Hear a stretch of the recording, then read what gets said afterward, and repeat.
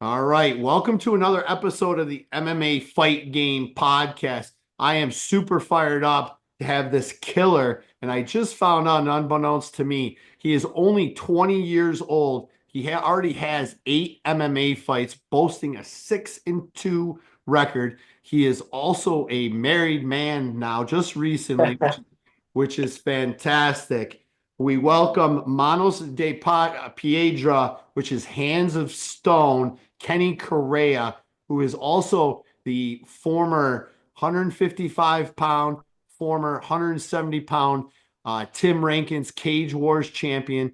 He's making his long-awaited full contact promotions debut, fighting for the 185-pound FCP middleweight championship against the buzzsaw Karam Ali. Kenny, it's been a long time coming. I've been a huge fan of you for as long as I've seen you and Rich competing over at Tim Rankin's Cage Wars. How are you? I'm good, my friend. How are you? Good, good. So talk to me. So you're only 20 years old. How did you like amass 8 MMA fights in such a short amount of time? And how did you find MMA? So, I mean, in terms of starting MMA, like I grew up watching a lot of wrestling, huge fan of wrestling, and then as every boy's first heartbreak is, you grow up and you find out it's scripted, and you can't really hurt these guys. You can't really throw. Wrestlers are getting hurt, of course. They're putting their bodies on the line, but you're not really out there to kill these guys. And then it broke my heart, and I didn't know where to steer myself from there afterwards. And then the Conor McGregor stuff happened. That 2015, 16, 17 era, Yep. and he put MMA on the map, especially for younger guys like me growing up in that generation. And it was around COVID time, man, and I was just thinking to myself, I was like, dude, I don't want to go to school. I'm a smart guy, but it just was never for me sitting in the classroom or anything like that. I've always loved working with my hands, and I always knew like I liked fighting. I always knew I loved it. And I was just 15 around that time, Yep. and I looked up MMA gyms around the area, and I tried a jiu-jitsu gym, and I was playing football. And my coach Strife, I told him about the jiu-jitsu gym I was going to. He goes, "Dude, you want to do MMA or jiu-jitsu?" I was like, "No, I want to do MMA." And he goes, "Well, you got to come to Mohawk Valley MMA." He goes, "Like that's Duff Holmes." And I go, "Who the fuck is Duff Holmes?" He said, "You know who Matt Ham was?" I go, "Yeah, I know who Matt Ham was." He goes, "That's his head coach." And I go, "What? No way." I go to MVMMA my first day, and my coach, my football coach, and Steve Strife and Duff, they're best buddies from way back in the day. And Strife was already telling Duff about me because of my work ethic. I've always had a strong work ethic, and I went in there, and Duff, he looked at me straight in the eye. He goes, "What do you want to do?" He goes, like, "What are you in here for?" I want to be world champion one day. He goes, "All right, let's get started." And that's kind of how it started. I was 15, young kid, and they were sparring that day. A couple guys had fights coming up in a couple weeks for Cage Wars 48. I remember it as clear as day. It was like August, getting ready for September time. And I remember it was sparring time, and all these, these high level amateurs, and you had guys like Money in there, Eric Money Mendiola, you got Ben Bourne, you got Al Morrow.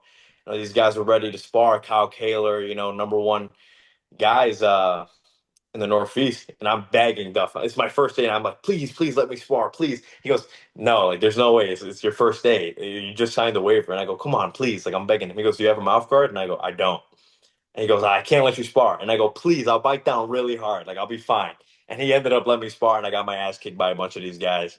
They all kicked my ass, but then I went home and I was like, "Dude, that was awesome. I need to come back again." Like, I fell in love with it 6 months in, and then I had my first kickboxing at 17 years of age, or maybe like more around 16.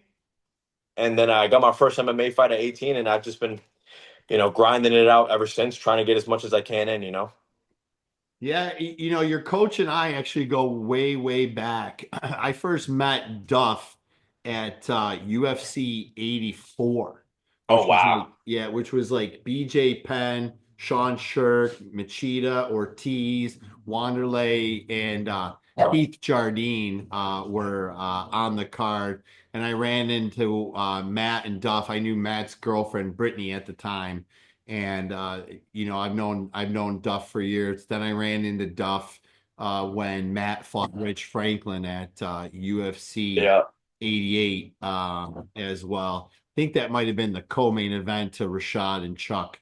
I'm not sure on that, but Duff is a legendary coach.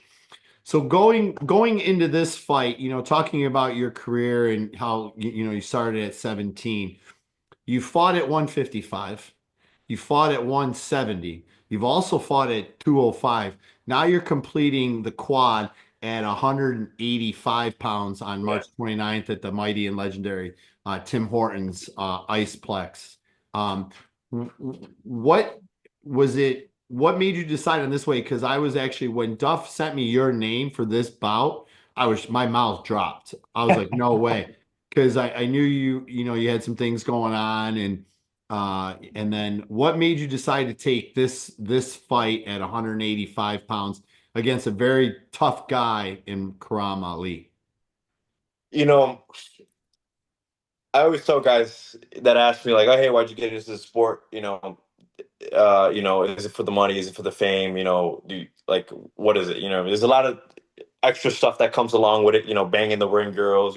Maybe you could get a couple checks if you make it to the UFC, make some good money, make it to some movies like Conor McGregor. But me, I love fighting. I don't care about the weight classes. I want to know that you put a guy in front of me, even if I can't beat that guy, for that split second he's in that cage with me, he's suffering. I want to make guys suffer, whether it's at 155, 170, 185, 205.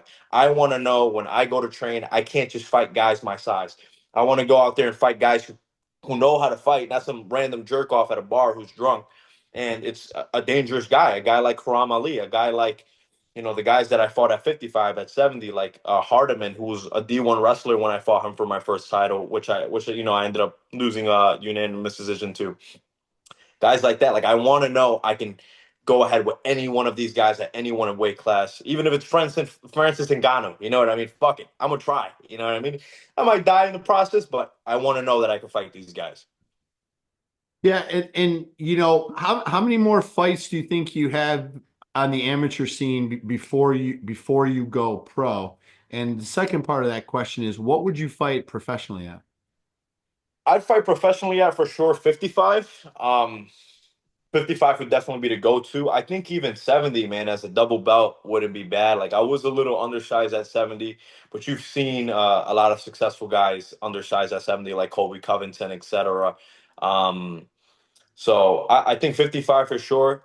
My first cut to 55 was actually pretty good. I messed it up a little bit at the week out, just overestimating the weight that I had to play with. But it keeps me disciplined around. I say 55. I could possibly even one day make 45. You know what I mean? If I could do that, I could go ahead and be triple champ if I felt like it. Dude, that's a bold statement. I'm a close friend of ours is Eric Pena Performance. He's Kayla Harrison's nutritionist, Dustin Poirier's nutritionist. I know Mm. some guys locally are actually starting to work with him now. So that would you consider? Do you think you can do it on your own, or would you have to bring somebody like Eric in for something like that? For a 45, for sure, I'd have to bring some professional work in. You know what I mean? Yeah. Definitely, because that cut, that's a huge cut. Yeah. And what does training and working under the tutelage, the legend, the go of Duff Holmes do for your development? Man, it does so much for our development in terms of not just fighting wise, dude, but just the mentality you have anywhere else in life. The stuff he puts us through, um, for conditioning and stuff like that. I don't know if you've seen the video of us going up that freaking mountain with the tires. You know what I mean? And snow too, right? Dude, in the deep snow. You know what I mean? Yeah, yeah, I saw It's your that. waist. It's stuff like that. Like it's gritty. He's a very gritty guy, but the way he teaches things is, hey, you do stuff so hard, nothing else in life is hard. You know what I mean? Whether it's shitty week at your job, you got to grind out 4 years of college, whatever it may be. You can go back to these moments where Duff is kicking your ass, he's putting you in a Shark Tank, whatever it may be, and he's yelling in your ear, hey, you gotta get up, you gotta keep going. It Man, it makes men out of 16-year-old kids. You know what I mean? Like Santino's 18, and look at how mature that guy is. Look at me, I'm 20 years old. Alex Williams, same way. Like it does a lot for your development, not just as a fighter, but as a person. Yeah, talking about training with assassins and things like that. Obviously, you have some great training partners and assassins over at Mohawk Valley MMA. You guys are one of the groups that I allude to as the 4/5 horsemen. Obviously, you train with, Clubber the Hitman Lang, who's just a Yes. complete stud. You also have, like you mentioned, Santino Tubia. You have Alex Williams. You also have Jaleel Palmer, who's also fighting on your card on March 29th. Training with all those assassins, what does that do for you? It it pushes you to the absolute max, man. Especially when you see a guy like 25er like Ja, 35er like Santino, who can keep up with you and you're 50 pounds heavier than them. And they're also, giving work to, you gotta go give work to guys like Almaro, and they're doing the same thing. Yep. Man, it pushes you intensely. And none of us would be as good if it wasn't for all of each other, especially when you're training consistently. Like, everybody knows your rhythm and like your designated moves, your designated strikes. So they work on it. They know how to counter you. So now you got to develop new things in your game because everybody else is used to what you're doing. You can't just stay in this one thing that you're good at. You have to be well-rounded everywhere. Yeah. And you're recently married. How long did you and your wife know each other before you got married? And what does she think of you being a mixed martial artist? So I knew my old lady for before we ever started anything romantic or like, talk like that for a good maybe year, because I knew her like from work. Mhm. We actually work at the same spot together, my part-time serving job. And I met her there, and she was, a nice lady. I didn't think anything much of her. She's a lot younger than me. Not a lot, but she's 18, I'm 20. And I'm not really into the, younger woman, but we ended up talking, and then things went after another. I met her family, and I was like, all right, hey, I don't play no games. This is a good woman. You're a good religious lady. Let's get married. Let's tie the knot. I'm very simple with stuff like that, and we got married. But she gets very scared. Me being a fighter, dude, I come home with the slightest scratch, and she's like, "Oh no," you know what I mean? Like any slightest amount of thing, it could be a little bruise on my back, and she's like, she looks like she's about to cry. But she's very supportive. If it comes to, dude, every night she's cooking for me, making sure like I'm eating stuff that's right for me. Breakfast, same thing. She wakes me up. She's making sure I'm getting a training, making sure I'm putting the right nutrition in my body. She's the one all the time, giving me the rides to training, etc. Like she really puts out for me in terms of that. Yeah, no, that's awesome. So, what are your expectations on March 29th at the mighty and legendary Tim Hortons Iceplex against Karam Ali? Man, the same expectations that I have for every other guy. I touch them and they crumble. He's a very good dude. I think he's very skilled. He's a very strong guy, bigger than me, but I just don't think he's ever been put in deep waters. His first two fights, he's gotten in there and gotten out pretty quickly. I don't know if he knows what it's like to be in there with somebody who can take you to round three and still keep a pace on you and still come after your neck. A lot of guys wither after rounds one and two. I don't think he's ready for that. I don't think he's ready for that at all. I don't think he's ready for when his muscles start giving out and they start cramping up and you can't squeeze me as tight. And all of a sudden I'm putting my punches in your face 30, 40, 50 punches a minute. And you're like, what do I do now? You have to crumble. I don't think he has much choice. Yeah, it's the main event of a very stacked and legendary card. What does that mean being the marquee billing on such a massive card in North America for the amateur scene? Man, it's awesome. To me, it's awesome, especially for this being my first fight at such a awesome promotion. I feel like Full Contact Promotions has done a great job, and it's been a long time coming for me to Yes. finally have my debut for you guys. So for it to be a main event debut, dude, that's sick to me. I'm very grateful for that opportunity. Yeah, much earned, much deserved, and long awaited debut as well. Before I wrap this up, I'm going to ask you to describe some things with one word, okay? Mm. So, in one word, describe Rich Lang. Oh, killer. Santino Tubia. Phenom. Jaleel Palmer. Savage. Alex Williams. Oof. Assassin. And then your coach, Duff Holmes. Maniac. I love it. I love it. And then, in closing, is there anybody that you want to thank or plug as sponsors who support you in this career, in this journey in mixed martial arts? I want to give a huge shout out to USA Test Strips. They take good care of me. A huge shout out to New York Life. They've been a good long time sponsor of mine, for about maybe 4 or 5 fights now. My boy Love Deep Singh hooked me up with that sponsorship. He works over there. He's an agent there. So very good life insurance company. I definitely, I put my money in with them. I have my own. I wouldn't sell you anything that I'm not using. I have my life insurance with them.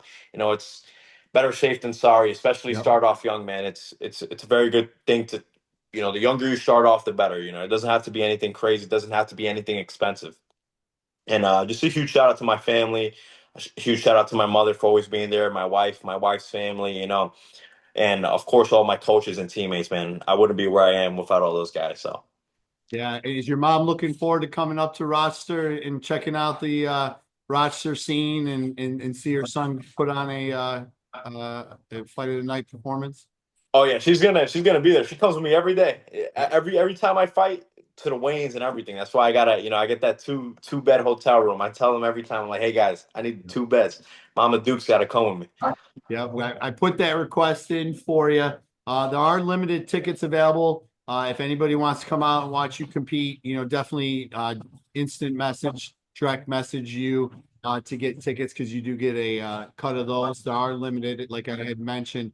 But Kenny, I truly appreciate the time. I cannot wait to finally meet you in person and see you compete live for the very first time for the 185-pound full contact promotions middleweight championship at the mighty and legendary Tim Hortons Iceplex. So just sit tight, okay? Thank you, my friend. It'll be a pleasure meeting you as well.